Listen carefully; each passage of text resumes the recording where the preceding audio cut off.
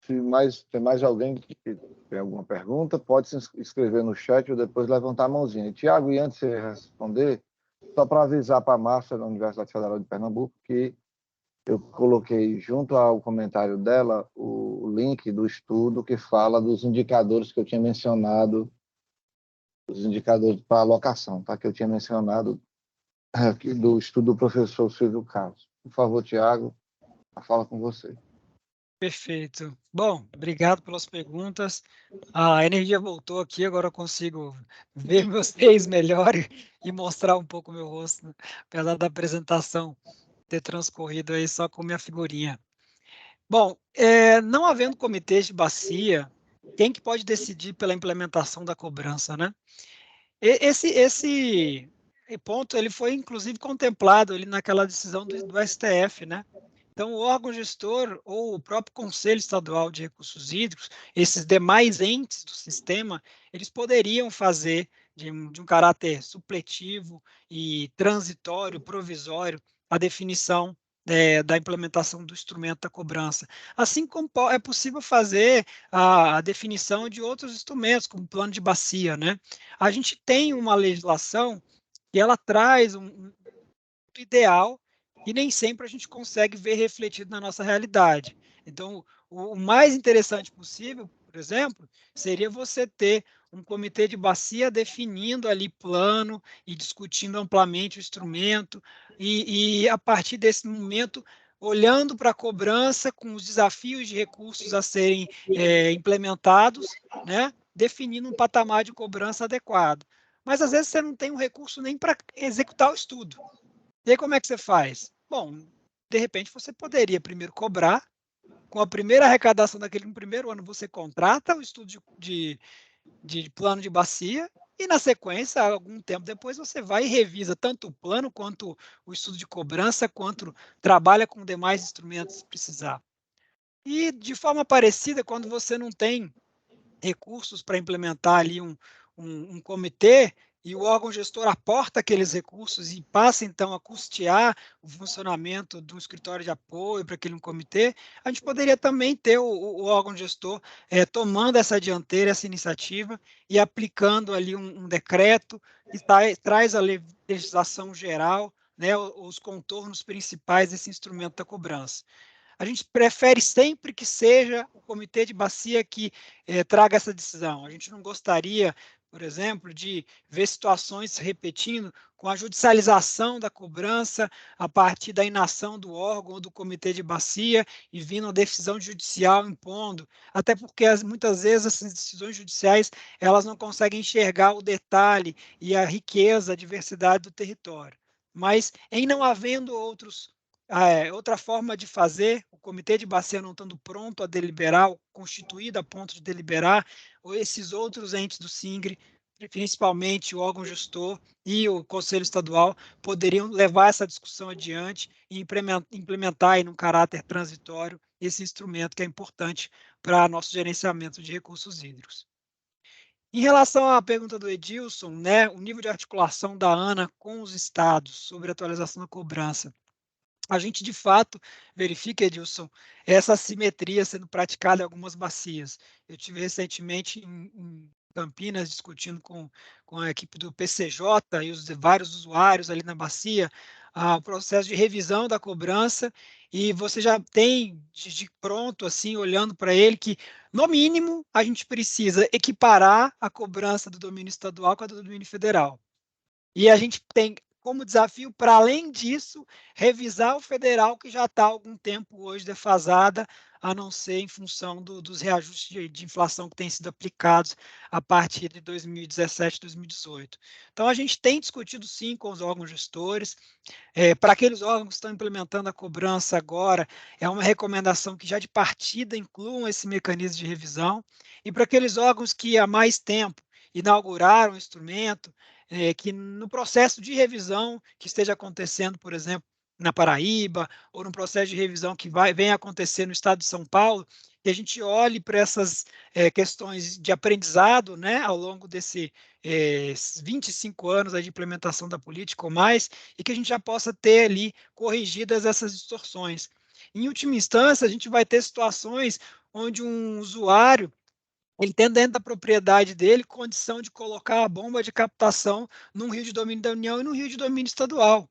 E muitas vezes o assessor técnico, né, o extensionista rural, o consultor que vai orientar ele nesse processo de pedir outorga, inclusive, ele vai falar, ó, coloca aqui que você não vai pagar nada, ou coloca aqui que você vai pagar menos do que desse um outro lado. E a gente tem que evitar ao máximo corrigir isso, porque essas distorções, além delas dificultar a implementação do plano, elas vão ter um comportamento ali de tratamento diferenciado entre um usuário e o outro. Às vezes você tem a mesma atividade, a mesma cultura, o mesmo tipo de produto sendo reproduzido, mas você tem custos diferentes para um usuário porque ele está localizado num trecho diferente da bacia, né? Então, a gente tem feito essa conversa com os órgãos gestores, muitas vezes não é simples. No caso da ANA, das águas de domínio da União, essa discussão ela foi pautada e aprovada dentro do Conselho Nacional. Outros órgãos têm dentro da legislação a obrigação de você definir os preços da cobrança por lei. E aí você tramitar um projeto de lei que fale de valor de pagamento de água e de reajuste automático por inflação, ele enfrenta um custo político, uma resistência altíssima, muitas vezes, inclusive por parte, né, de atuação desses próprios usuários que não querem pagar mais. Então, é importante a gente tentar levantar essas... Tem mais alguém falando junto comigo, mas vamos lá. É importante a gente, enquanto usuários dentro dessa bacia e atores dentro do SINGRE, tentar levar essa importância dessa discussão do reajuste inflacionário para você ter capacidade de implementar o plano de bacia. Porque ao longo de vários anos, 10, 15, 20 anos, aquele 1 centavo que foi implementado lá atrás, que já é baixo, ele passa a ser nada frente às necessidades que foi dito aqui na casa de bilhões, não na casa de milhões mais, né? Marcílio, devolvo para você. Pronto, Tiago, beleza. Eu queria dar um exemplo aqui sobre essa pergunta do Edilson, aqui, como é que a gente faz no Ceará. O Conselho Estadual de Recursos Hídricos, ele que estipulou a necessidade de reajuste anual.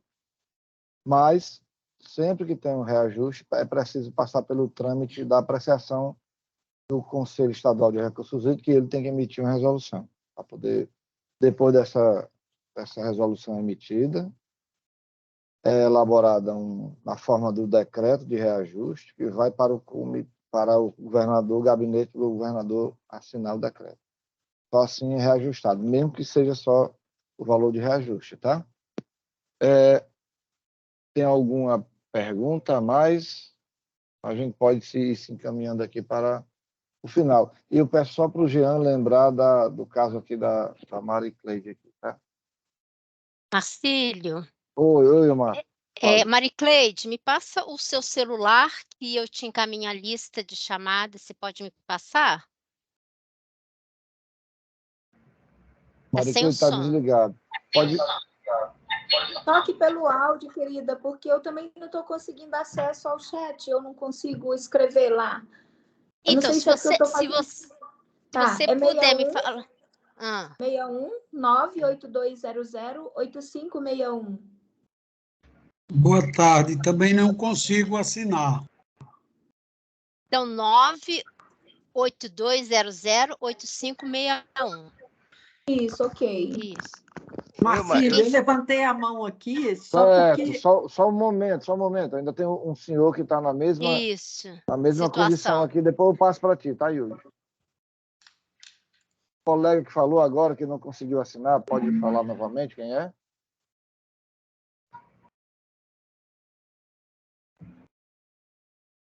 Acho que foi o Wilton Rocha. Está desligado o microfone aí, não sei se foi ele.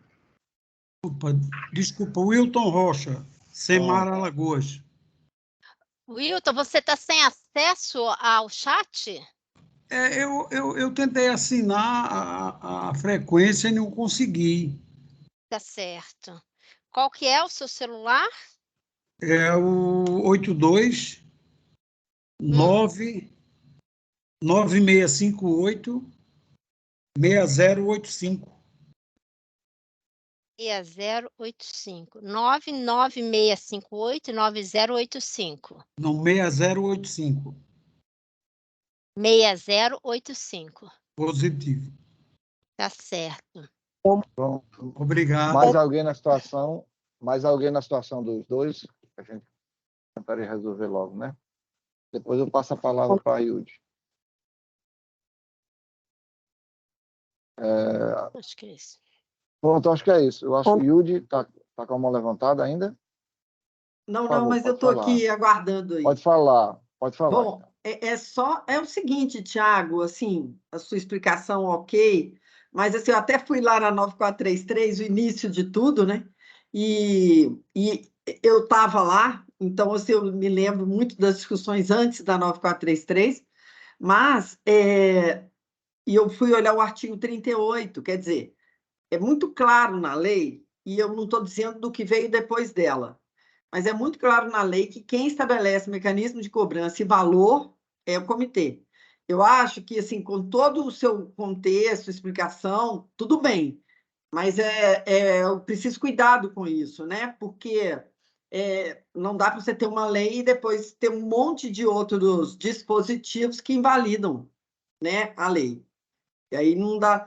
É só isso que eu queria, porque dá uma certa preocupação isso, porque o que a 9433 trouxe de inovação foi a gestão compartilhada e participativa. Na hora que você começa a pegar instrumentos e começa a tirar a gestão compartilhada e participativa, porque pode fazer assim, porque pode fazer assado, você distorce a lei.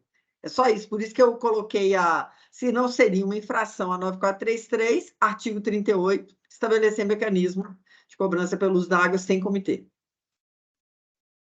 Perfeito, Obrigado, Yudi. Yudi. O interesse nosso é sempre que essa discussão ocorra nos comitês, né? Mas a gente tem visto cada vez mais que não ocorrendo, por diversos motivos, que muitos órgãos têm atuado supletivamente, que às vezes o judiciário, provocado pelo Ministério Público, por associações da sociedade civil, tem tomado essa frente. A gente gostaria de evitar e de reter, de fato, essa capacidade, essa competência sendo exercida plenamente ali nos comitês de bacia. Pessoal, mais alguma pergunta? A gente pode ir caminhando para a parte do encerramento. Ok? Por favor, meu nome é Raquel e eu pus uma pergunta no chat, por favor, você poderia transmitir para o Thiago? Raquel, certo, só um momento. Raquel. Estou com dificuldade de achar, Raquel. Tu quer falar, por favor? Não estou conseguindo achar a tua pergunta. No DF, a cobrança já está aprovada desde 2020, porém há um atraso em relação aos procedimentos por parte da agência reguladora, no caso a DASA, né? Este ano foi aprovada pela DASA a TFU, taxa de fiscalização, que será cobrada em paralelo aos usuários do DF, o que entendemos que prejudica a implementação da cobrança. Há algumas sugestões para que possamos priorizar a cobrança, uma vez que os recursos terão uma função importante para todo o sistema e planos de bacia? Ok. De fato, a gente tem uma definição já de regulamentação, aquele mapinha que a gente traz da ANA, já tem ali o DF pintado de azul claro, ou seja, já tem uma definição do instrumento, uma regulamentação do instrumento, né, Raquel? Só que ela não foi em definitivo implementada. O órgão gestor, no caso ali a secretaria e a DASA ainda não conseguiram efetivar. As taxas, quando elas concorrem sobre o mesmo fato gerador, elas tendem a criar uma resistência nos usuários, né, de já pagar a mesma coisa duas vezes. E aí, questionamentos, inclusive, né? A gente recomenda sempre que fique bem clara essas distinções, né? No caso, a taxa é uma taxa de fiscalização, uma taxa de exercício, né, desse poder de polícia, de comando e controle, de ver se os usuários estão adimplindo com aquelas obrigações e que ela é diferente do valor da cobrança pelo uso, que é uma remuneração pela utilização do bem público, né? Do ponto de vista de priorizar a cobrança, eu acho que é muito importante os atores envolvidos dentro dos comitês, do Conselho Distrital de Recursos Hídricos, manterem uma mobilização, uma articulação junto com o executivo e tentar demonstrar ali para a DASA, para a secretaria, para a governadoria, eventualmente, a importância desse instrumento ser finalmente inaugurado. Mas, realmente, quando você tem uma taxa aplicada e a cobrança vai ficando para trás, a gente começa a ter a preocupação de que, eventualmente, esse instrumento ele não seja implementado, inclusive por resistência de uma cobrança sobre o mesmo elemento, né? Isso. Raquel, obrigado pela observação, viu? Obrigada. Eu não Obrigada a consegui você. ver tua pergunta, mas é importante mesmo que você tenha observado isso. Pessoal, eu acho que a gente pode já ir se caminhando para o final. Da minha parte aqui, enquanto moderador, a experiência foi interessantíssima. É impressionante, quando a gente é moderador, o nível de atenção que a gente precisa ter e aproveitamento das apresentações é diferenciado.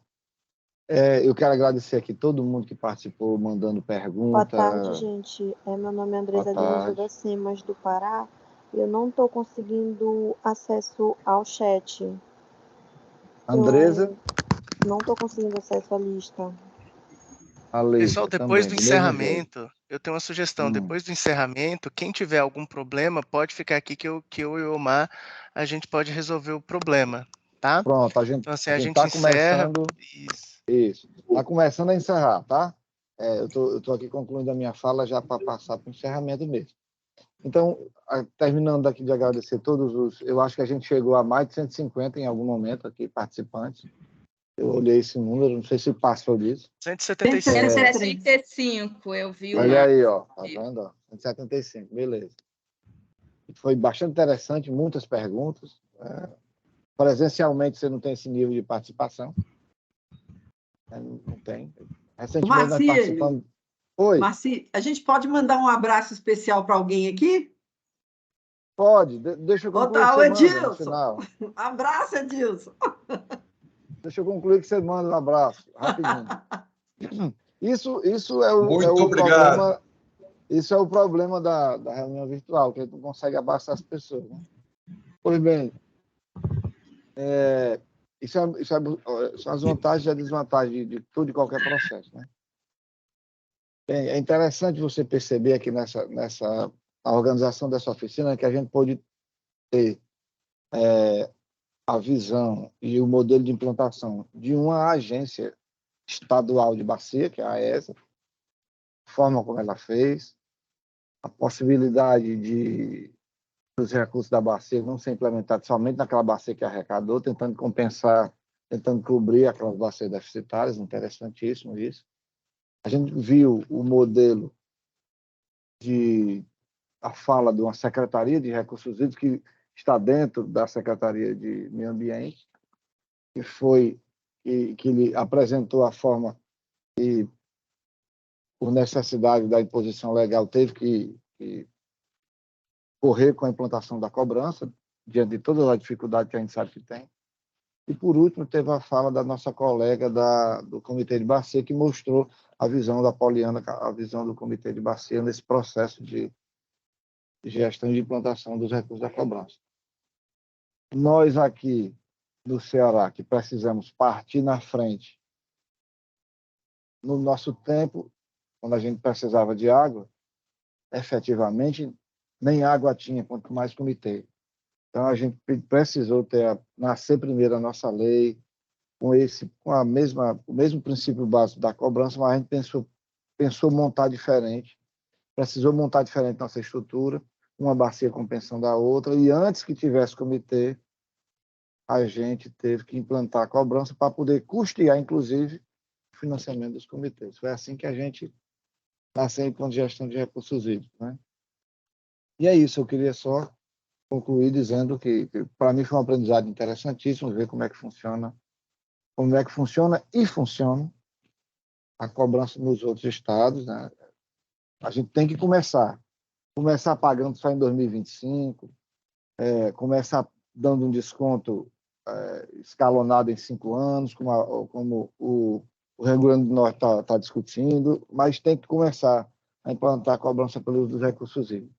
E é bom que a gente comece antes, enquanto comitê, discutindo antes que venha uma imposição legal. E aí como os colegas falaram aí, nunca é interessante, porque não envolve não envolve a discussão que a gente, dentro da participação, consegue obter. Então, da minha parte, é isso. Eu acho que tem uma mão levantada, é a Maria Cleide. Por favor, Maria. E o Wilton Rocha no final. Só 2 minutinhos aí para fazer um reforço nessa observação que a Raquel Brastel fez sobre a cobrança no DF. Como bem o Jorge colocou e o Tiago também, a dificuldade, a saga que é construir um processo desse de estabelecimento de preço, esse trabalho todo, mecanismo de cobrança e implementar a cobrança em si, é um trabalho muito, muito longo, complexo e exaustivo. Aqui no DF, de fato, nós vencemos as etapas assim que nós entendemos ser as mais difíceis e mais complexas, né? Que é essa definição dos mecanismos, as discussões dentro dos comitês de bacia, que aqui se desenvolveu por uns longos 7 anos, eu acredito que essas discussões vêm sendo trabalhadas dentro dos comitês e nas instituições, e depois mais um longo percurso dentro do Conselho de Recursos Hídricos. Eu trabalho na Secretaria de Meio Ambiente, que faz a gestão desse Conselho de Recursos Hídricos, e aí, de repente, a gente esbarra assim numa etapa que, ao nosso ver, seria mais célere, mais, né, que seria a implementação em si, visto que aqui nós já temos definidos os mecanismos e os preços e tudo aprovado pelos conselhos, então é meio desanimador, né? Mas nós não desistimos, viu, Raquel? Estamos na luta ainda, vamos implementar essa cobrança. Obrigada. Beleza, pessoal. Obrigado também, Maria Cleide. E com isso aqui eu acho que eu vou me despedindo de vocês e deixando aqui o pessoal que está... Eu acho que tem uma mão levantada que tinha baixado, Wilson. Você levantou novamente? Quer falar alguma coisa? Não, eu só quero finalizar reforçando que Alagoas, o decreto foi publicado no Diário Oficial de Cobrança. Quando? Agora, recentemente? Recentemente. Exatamente, foi. Segundo semestre agora. Boa lembrança. Obrigado aí. Um abraço a todos, muito bom. Valeu, Tiago, pessoal, parabéns aí, excelente. Até amanhã. Quando sai o primeiro boleto, você avisa, Wilton. A gente vai bater palma. Um grande abraço. Um abraço e até amanhã. Amanhã, às 9 horas, tá, gente? Isso. Ok. Esperamos vocês amanhã, gente. Amanhã, às 9 horas. Se quiser. Tchau, tchau. Tchau, gente. Abraço. Um abraço a todos. Até mais. Tchau, pessoal. Abraço a todos. Tchau, tchau. Tchau, tchau.